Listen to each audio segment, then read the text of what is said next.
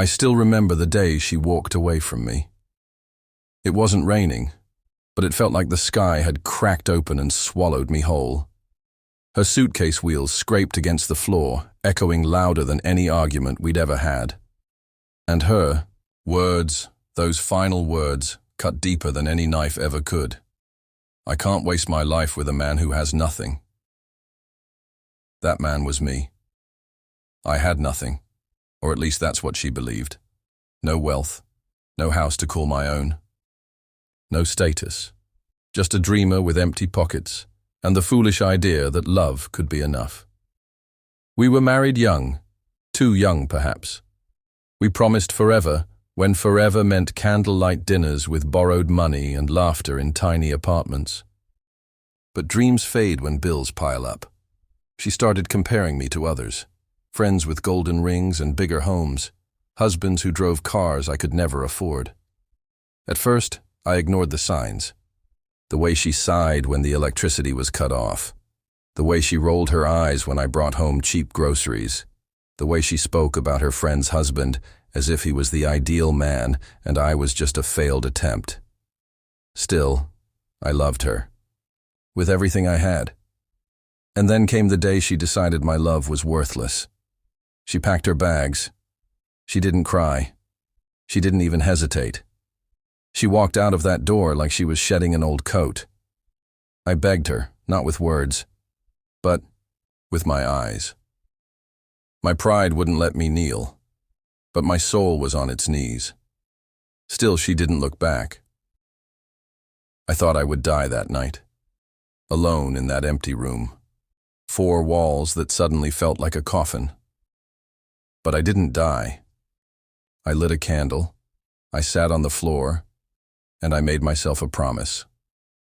If love wasn't enough for her, then I would build something greater than love.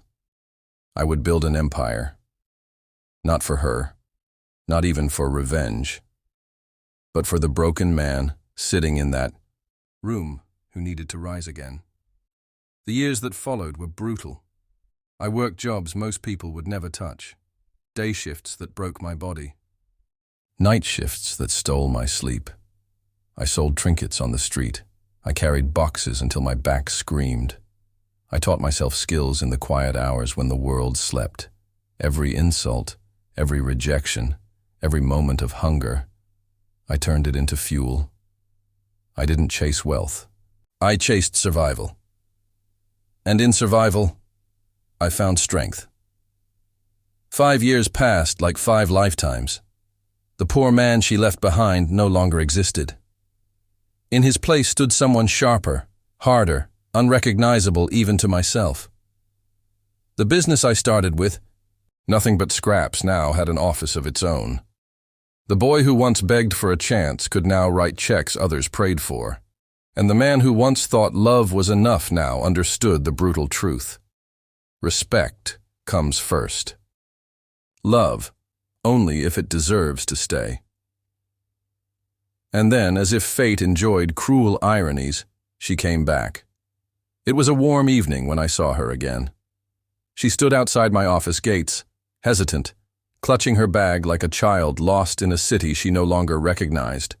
Her hair was shorter, her face thinner. Life had not been kind to her. And when her eyes met mine, there was no arrogance, no rolling of eyes, no sighs of disappointment, only hunger. Not the kind that food cures, but the hunger for security, comfort, survival. She whispered my name, as if it might break in her throat. I didn't move. I let her speak, and she said the words I never thought I'd hear. I was wrong. Please, take me back. My heart should have leapt. Years ago it would have, but instead it stayed still, because I realized in that moment she wasn't back for me. She was back for what I had built. I invited her in. Not out of love, but out of curiosity. We sat across from each other, 2 strangers bound by a broken past. She spoke of regret, of how the men she thought were better had abandoned her. She told me she missed my laughter, my kindness, the way I loved her without condition. but I saw through her words. She didn't miss me. She missed the safety I now represented. I asked her one question. When you walked out that door, what did you think I would become? Her silence was my answer. She had thought I would stay broken forever. She never expected me to rise. That night I stood by the window, watching her leave once more. This time, not with a suitcase, but with tears streaming down her face. And I felt nothing. No rage, no grief, no triumph, just peace. Because true revenge is not screaming, not punishing, not destroying. True revenge is becoming everything they said you couldn't. Months passed, and the whispers spread. People spoke of her, how she lived quietly, now away from the world she once wanted to shine in. And they spoke of me, how the poor boy had become the man nobody could ignore. Sometimes I wonder if she ever truly loved me, or if I was just a stepping stone she thought she could cross. But then I remember.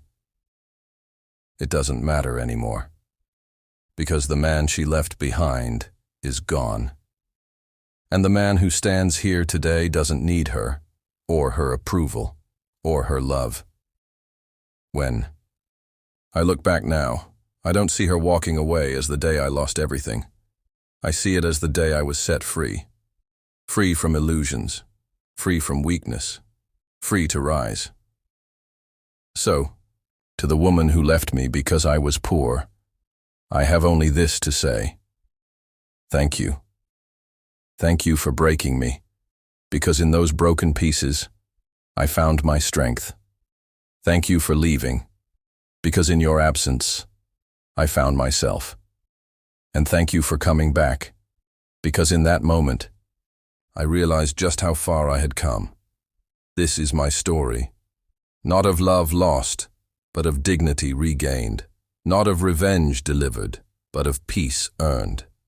And if you're listening to this, and you feel abandoned, rejected, left behind because you have nothing, remember this. Sometimes being left alone is the greatest gift you'll ever receive, because it forces you to build. And when you build, the world changes. Not for them, but for you.